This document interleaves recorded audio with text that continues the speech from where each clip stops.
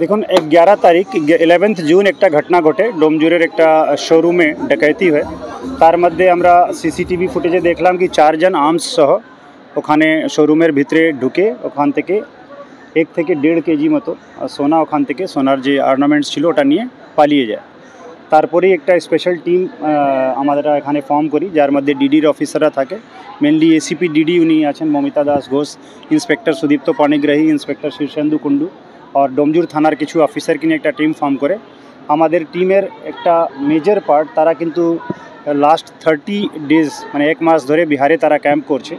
बिहारेर 3टा जिला छिलो जेखानकार मैं अनेक कष्ट करे सीसीटीवी फुटेज देखे तारपरे विभिन्न क्रिमिनल डेटाबेस देखे এটা জানা গেল কি এই গ্যাং যে অপারেট করেছে তাদের মূল যে ঠিকানা হচ্ছে ওটা হচ্ছে সমস্তিপুর, বেগুসরাই আর सहरसा, এই 3টা জেলা মিলে ওরা থাকে।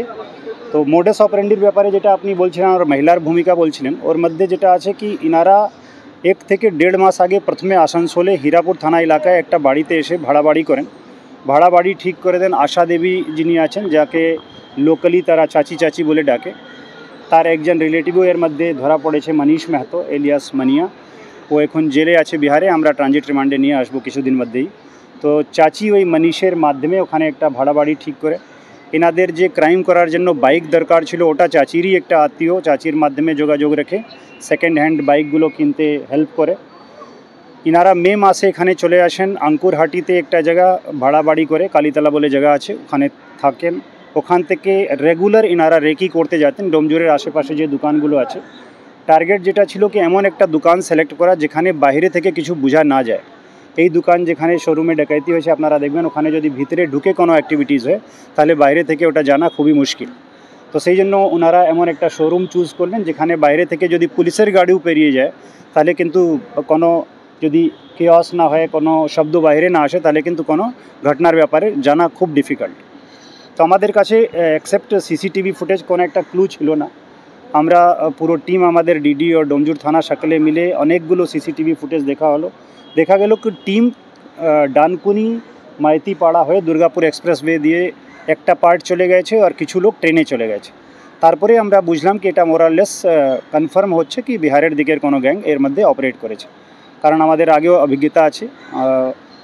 বিগত 2-3 বছর মধ্যে অনেকগুলো ঘটনা বিভিন্ন থানা এলাকায় ঘটেছে, যার মধ্যে বিহারের গ্যাংরা সোনার যে জুয়েলারি শোরুম থাকে, মুথুট ফিন্যান্স, মাল্লাপুরম ফিন্যান্স, এদেরকে টার্গেট করেছে। সুবোধের গ্যাংয়ের উপরেও আমাদের সন্দেহ ছিল। তো ইনভেস্টিগেশনে যেটা পাওয়া গেল কি এরা আগে সুবোধের সঙ্গে কাজ করতো, বাট অ্যাট প্রেজেন্ট এরা নিজের একটা গ্রুপ ফর্ম করেছে। তার মধ্যে আশা দেবী হচ্ছেন পুরো লজিস্টিক্স সাপোর্ট করা। এখান থেকে পালিয়ে যাওয়ার পরে আশা দেবী এদের থাকার ব্যবস্থা বিভিন্ন জায়গা করে দিয়েছেন। যখনই কোনো জায়গা পুলিশের রেড হচ্ছে সঙ্গে সঙ্গে ঠিকানা চেঞ্জ করে অন্য জায়গায় ব্যবস্থা করে দেওয়া। জুয়েলারি ডিসপোজাল কীভাবে হবে ওখানকার লোকাল জুয়েলার্সদের সঙ্গে টাই আপ করে জুয়েলারি ডিসপোজালে হেল্প করা। গাড়ির কথা আমি আগেই বললাম। তো আজকে আমরা 2 জনকে ট্রানজিট রিমান্ডে নিয়ে এসেছি। তার মধ্যে আশা দেবী এলিয়াস চাচি একজন আছেন মহিলা, যার কথা বলছিলাম, তার বাড়ি হচ্ছে সমস্তিপুর দৌলসিং সরাই থানা এলাকায়।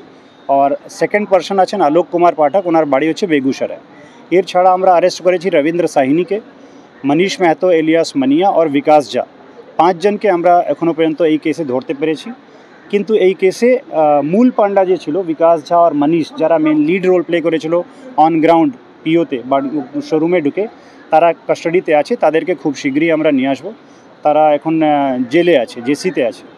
और 1-2 জন और যারা এর মধ্যে কিছু সাপোর্টিভ রোল প্লে করেছিল, মাল ডিসপোজাল থেকে শুরু করে অনেক কিছু জুয়েলারি শপের ওনাররাও আছে, তাদের উপরে আমরা নজর রেখেছি। রেড হয়েছে, খুব শীঘ্রই আশা করি আমরা যে 2 জন বাকি আছে তাদেরকেও আমরা ধরতে পারব।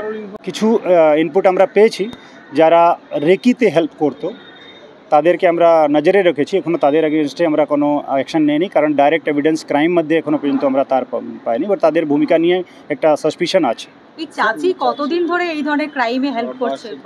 আমরা বিহার পুলিশ সঙ্গে কথা বলেছি, চাচির ডাইরেক্ট কোনো ভূমিকা ওনারা ওখানে পাননি। মোস্টলি যেটা দেখা যায় কি এই ধরনের ক্রিমিনাল কিন্তু বাইরের রাজ্যে বেশি ক্রাইম করে, যাতে লোকাল তার সাপোর্ট সিস্টেম মধ্যে কোনো বাধা না হয়। তো সমস্তিপুরের যেখানে ইনার বাড়ি আছে ওই জায়গায় ইনার এগেনস্টে কোনো ক্রিমিনাল রেকর্ড নেই, বাট विकास झा, मनीष मेहतो इनाদের এগেনস্টে ক্রিমিনাল কেসেজ আছে। और স্পেশালি মনীষের এগেনস্টে, রবীন্দ্র সাইনির এগেনস্টে অনেকগুলো কেস আছে।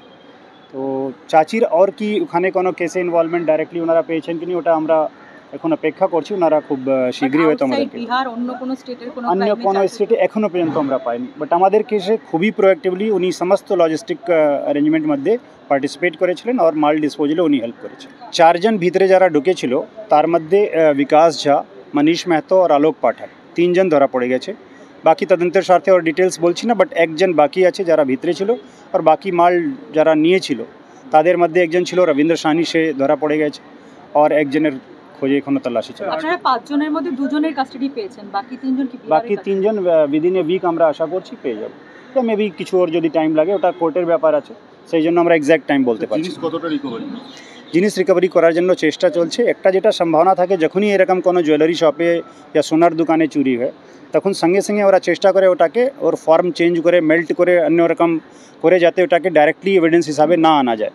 তো আমাদের ওটা একটা নিশ্চয়ই আশঙ্কা আছে, বাট স্টিল আমরা 2টা জুয়েলারি শপের খবর পেয়েছি, ঠিকানা পেয়েছি, খুব শীঘ্রই আমরা ওখানে রেড করে চেষ্টা করব ওখান থেকে মাল রিকভারি করা। চাচি কি রকম পার্সেন্টেজ কি পেতে এই ধরনের ক্রাইমগুলোর ক্ষেত্রে বা ওর হাজবেন্ড? 6 থেকে 10 লাখ টাকা টোটাল অ্যামাউন্টের উপরে, যদিও এটা ডিপেন্ড করে কত মাল লুট হলো তার উপরে কতটা বিক্রি হয়ে কত টাকা পাওয়া গেল, বাট আমাদের অনুমান আছে 6 থেকে 10 লাখ টাকা এর মধ্যে চাচি ভাগ। ওনার হাজবেন্ডের কোনো রোল এটাতে, মানে এই পুরো এখনো পর্যন্ত পরিবারের আর কিছু নেই, লেকিন একজন রিলেটিভ যে মনীষ মেহতো আছে সে কিন্তু তার ভূমিকা আছে।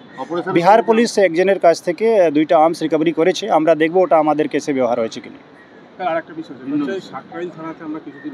আমাদের ভিডিও ভালো লাগলে লাইক এবং শেয়ার করুন, কমেন্ট সেকশনে গিয়ে জানান আপনাদের মতামত।